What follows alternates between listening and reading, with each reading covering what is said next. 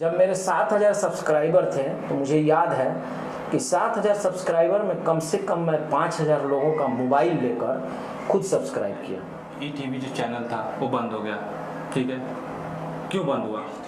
जो आज हमारे मेहमान हैं वो आज बेतिया से चलकर मेरे पास आए हैं। इन्होंने अचानक जो है कल मेरे को कॉल किए, बोले कि हम लोग आ रहे हैं, तो थोड़ा सा इनकी जो जर्नी है उनसे रिलेटेड हम बात करेंगे। तो सबसे पहले बहुत बहुत शुक्रिया सर कि आप जो है अपना इतनी कीमती समय, क्योंकि आपका शेड्यूल इतने सारे बिजी चल रहा है, तब उसमें से निकाल करके आप बेतिया से आज गांव आकर के आपने कीमती समय दिया, बहुत बहुत शुक्रिया इसके लिए। और इससे पहले आपने मेरे को दो बार इंटरव्यू लिया, मेरे से आपने 2 बार इंटरव्यू लिया मंच पर, और आज तीसरा इंटरव्यू मैं आपको लेना चाहता हूँ।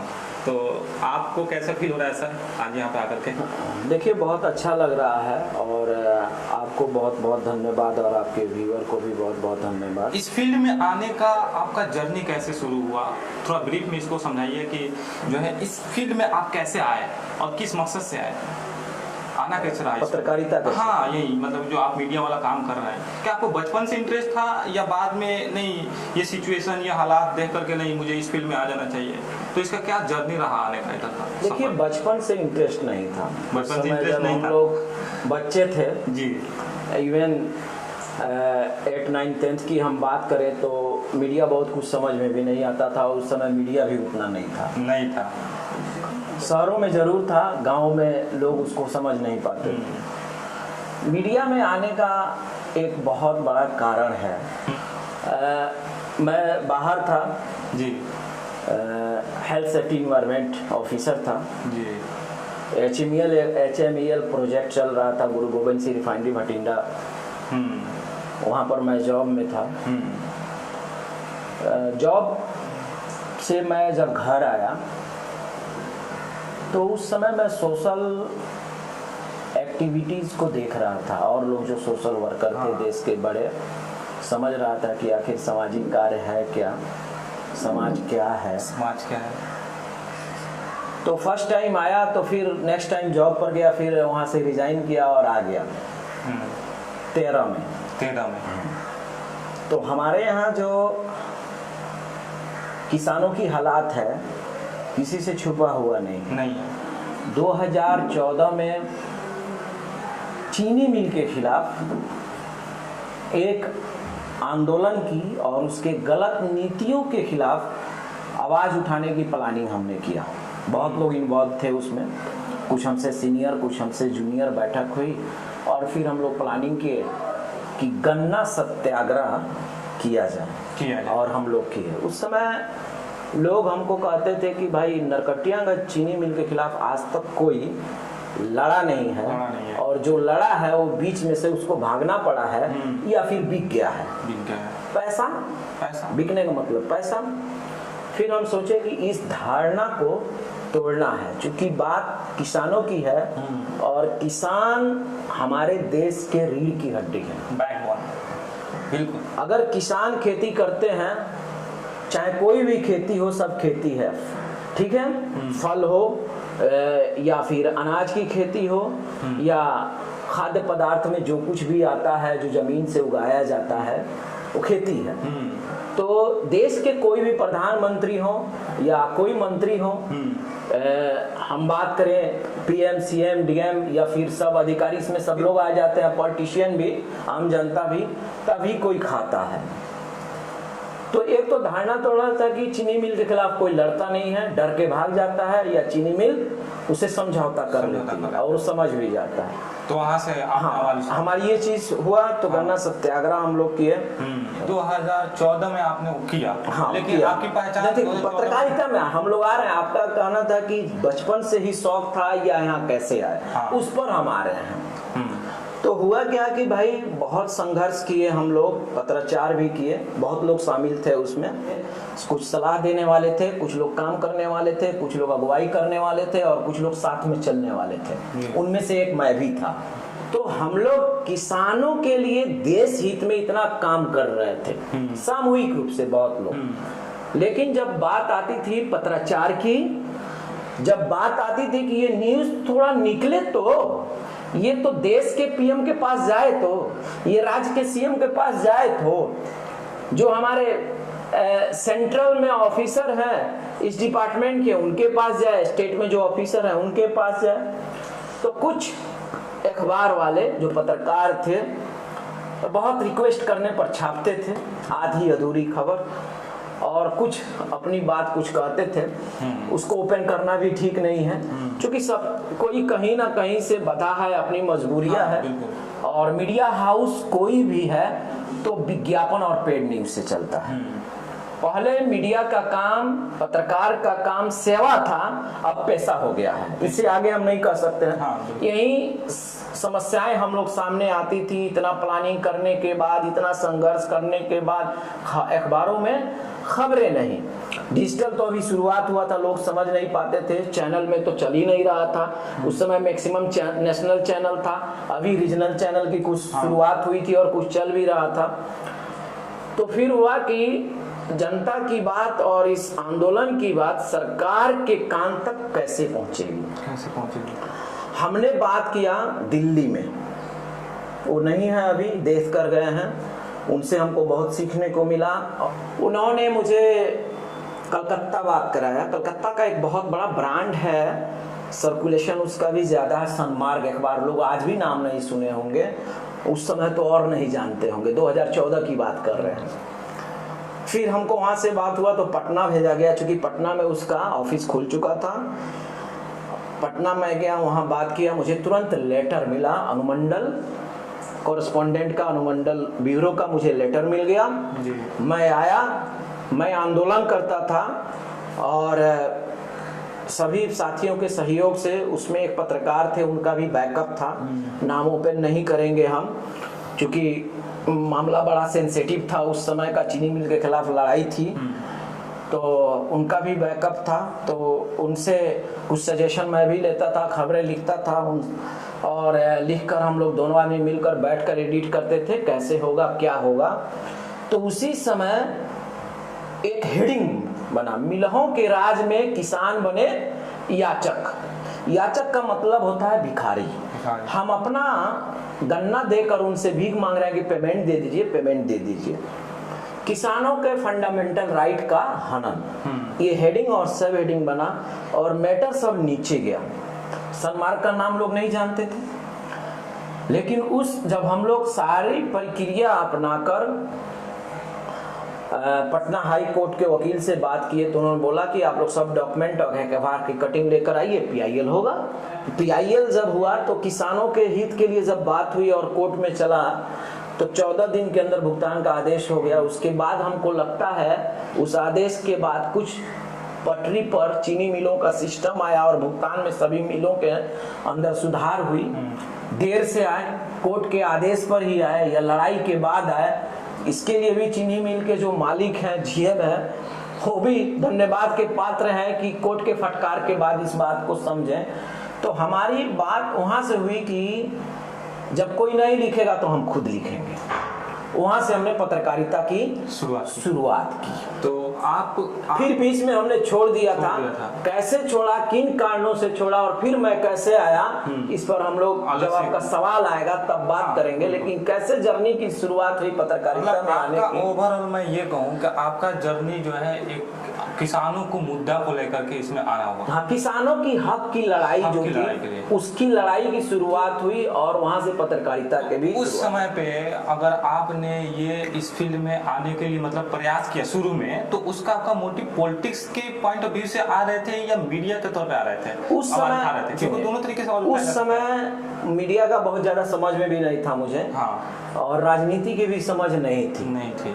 ना मीडिया का उतना ज्यादा समझ था, ना ही राजनीति की समझ थी। लेकिन जब आदमी कोई थोड़ा उसके अंदर समझदारी होती है, सलाहियत होती है और पढ़ा लिखा होता है तो कुछ बातें जरूर समझ में आती है। उस समय मैंने सोचा नहीं था कि मैं राजनीति के तरफ जाऊंगा या फिर मैं मीडिया के तरफ जाऊंगा। हाँ। उस बीच में 2-3 साल का जर्नी जो रहा वो कंप्लीट रूप से सोशल वर्कर के रूप में रहा। जो लोग आजकल मेरे व्हाट्सएप स्टेटस पर देखकर घबरा भी रहे हैं और पूछ रहे हैं कि इतना स्टेटस काहे चेंज कर भी रहे हैं, तो वही पुरानी जो तस्वीरें जो हैं आज से 10 साल 9 साल 8 साल 7 साल पहले की, तो मेरे फेसबुक पेज और प्रोफाइल और व्हाट्सएप पर पोस्ट हो रहा है ताकि लोग देखें कि जो जरूरतमंद हैं उनकी मदद की जा सकती है। जब एक अदना आदमी दिलशाद, ना जिसकी कोई हैसियत है, ना कोई इकोनॉमिकल स्टेटस है, ये उस समय जब नौकरी छोड़कर आकर इतना कुछ कर सकता है, लोगों को जागरूक और जहां मदद की बात है करने का प्रयास करता है, तो जिनकी हैसियत और इकोनॉमिकल स्टेटस ज्यादा है वो क्यों नहीं कर सकते।